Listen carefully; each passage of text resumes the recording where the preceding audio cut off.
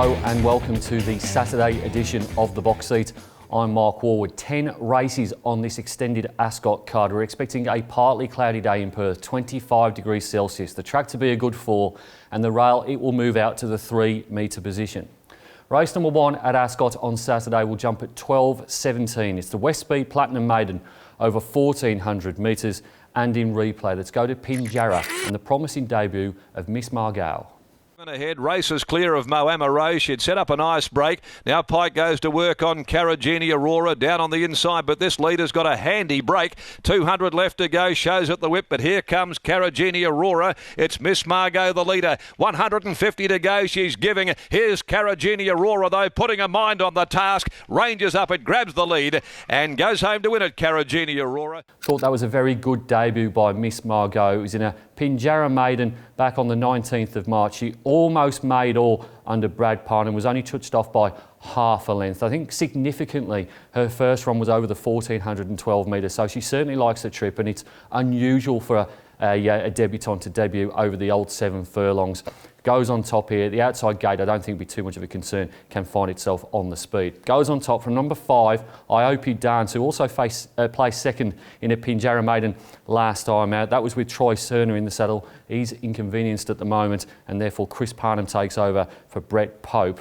Number 1 is May Keeping. Now, he's had 21 chances. He has placed 7 times.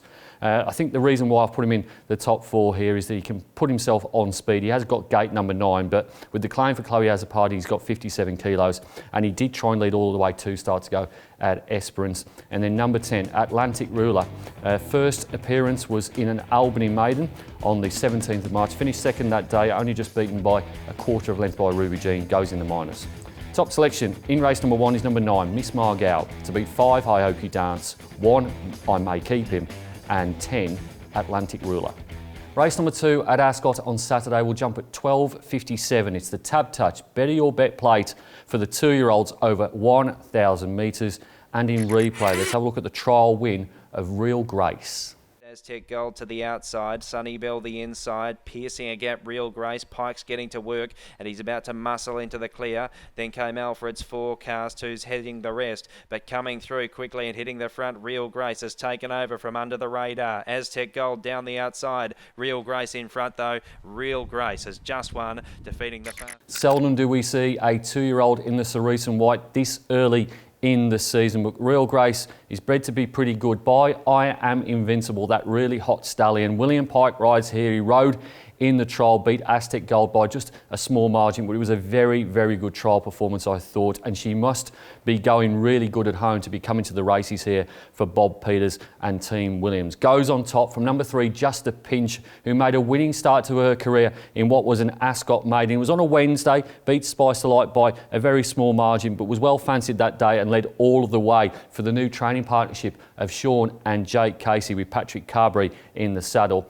Number 4 is Schroeder Lace. Now, you can forgive her run on debut. That was back in November. She was found to be lame after the race, was pretty firm in the market at $8.50, albeit a bit of a drifter, but $8.50 for a race back in November suggests that Schroeder Lace can make her presence felt here for Jim Taylor and Jason Brown from gate number 1. And then number 2, another debutant in Captain Burglar. It's had 2 trials, won the latest of those, blinkers on first time, Neville and Chris Parnham combined.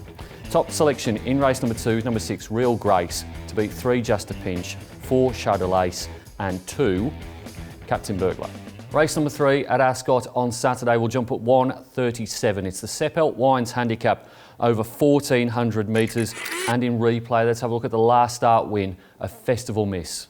From He's a Gunslinger, Miracle Man, Festival Miss is getting through between horses. Heavenly Affair, Aconite, Cryptic Love is trying to weave its way through but got badly hampered at the 150. Sophie Song ranged up, joined a Kiko. Festival Miss is going to split them though. Festival Miss driving through for the hyphenator, dashes to the lead and Festival Miss goes. Pretty keen on Festival Miss here in race number 3. It's a hot little race, but Festival Miss was a good winner over course and distance in that replay race. Drops in weight here because she goes up in grade from a 66 plus to a 78 plus, but gets in with just the 55.5 kilos for William Pike, and he replaces Clint Johnston-Porter, who we saw in action in the replay race. I think there's fewer queries about Festival Miss than a few of these gallopers here, and I think she's the one to beat. Goes on top from number 6, Regal Council, who rises in grade again. He's gone from 66 plus to 72 plus to 78 plus, but this time he doesn't come off a win. He was 4th behind Red Can Man last time out. Can certainly play a part here, you'd think,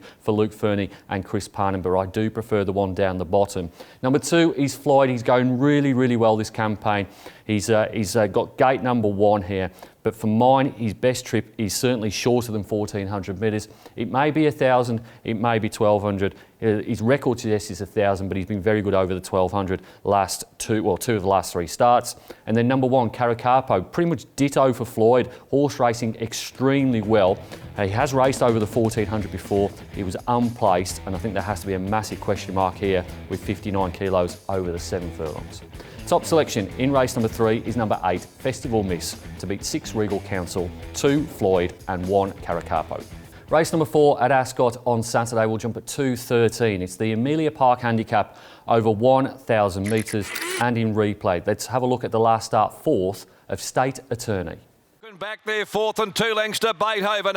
This'll test you to the 250. Shinju's testing her. It's This'll test you, and on the inside, battling back Shinju, this'll test you. They're together. This'll test you, trying to lift from Shinju. State Attorney climbing out of the ground late, but Shinju reaches the lead. Shinju's got... It is WA Oaks Day, and it wouldn't be WA Oaks Day without William Pike picking the wrong galloper to ride. He's been beaten in each of the last 4 editions of the WA Oaks, and he's had the choice of the winner in every single one of those. Now, he's elected not to ride State Attorney here. He's riding Dear Calder, so Clint Johnston-Porter, he keeps the ride from gate number 1. And I think this horse's form is plenty good enough to be winning this. It is up in grade, but that Shinju race was very hot and was only beaten half a length after making a little bit of a mess of the start. Goes on top from the aforementioned number 6, Dear Calder, who resumes, clearly has got ability, and we're seeing this now, a combination of Pike and Miller form a bit more of a formal relationship. Comes off that trial behind Amelia Knight back at Larkhill on the 9th of March. Number 4 is Guns of Navarone. Now, he's had 6 weeks off since his strong second behind Plutocracy. That was a high racing race. I don't mind the fact he's had a bit of a breather, and certainly he'll be running on strong at the end of this race. And you can say the same about number 5, Hoboken. From the same yard, Neville Parnham. Stephen Parnham rides Hoboken. Hasn't won for nearly 12 months, this horse, but looks like a very fast tempo here, and I think a few of the swoopers are going to play a part. Top selection in race number 4 is one of those swoopers, number 10, State Attorney, to beat 6 Dear Calder, 4 Guns of Navarone and 5 Hoboken. Race number 5 at Ascot on Saturday will jump at 2:55. It's the KIRIN Megumi Handicap over 1,800 metres and in replay. Let's have a look at the number 1 saddlecloth in this race. It's Mystery Miss. All haste for home, led by 3 on Bella's Idol. Scoreline is battling. Media Baron is starting to run on strongly down the middle of the track, but he's got a handy break on Laurentinio. Laurentinio with about 150 to go, but look at Media Baron. Media Baron flying home on the outside. Laurentinio stopping. Media Baron draws level, grabs the leader. Mighty victory. Media Baron got home to beat Lauren. Mystery Miss looks like she's building towards another win on her CV. She's had 5 wins from the 11 start. She had a lengthy spell before she resumed behind Yeah Dardy, and I thought she was very good behind Media Baron last start. That was in a 72 plus. This is a 70 plus, so slightly lower. It's kind of the same grade. Chris Graham keeps the ride, so the weight comes down to 58. I think she's building. I think the knocks on her are the weight, 58 kilos. Gate number 8's a little bit of a query, and clearly Chris Graham is not as experienced and as William Pike. So you're probably going to get a price here, I think, for Mystery Miss, and she goes on top. I think she's clearly the best horse in the race. Number 6 is Paddy's Shadow. Was held up over the 2,200 metres last time out. Was beaten 3.5 lengths by Black Shadow. Didn't really get a go at them. Was too far back to play a part in the finish. Back to the 1,800 metres. Not sure if that's a positive or a negative. This horse had been running well, won 2 starts ago. Number 2 is Juicing Carrots. Don't think he can win the race, Juicing Carrots, but from gate number 4, I think Craig Staples can have Juicing Carrots in the firing line for quite some way here. Could easily run into the places at a decent price. And then we have William Pike's ride. That's number 11, Adornment. and she gets Pike services, but just not a wrap on her. Her form's pretty ordinary for mine. Did beat Paddy Showier in that race last time out, but was still 2 3/4 lengths off Black Shadow. Gate number 2, I'm willing to bet around Adornment. Top selection in race number 5 is number 1, Mystery Miss, to beat 6 Paddy Shadow, 2 Juicing Carrots and 11 Adornment.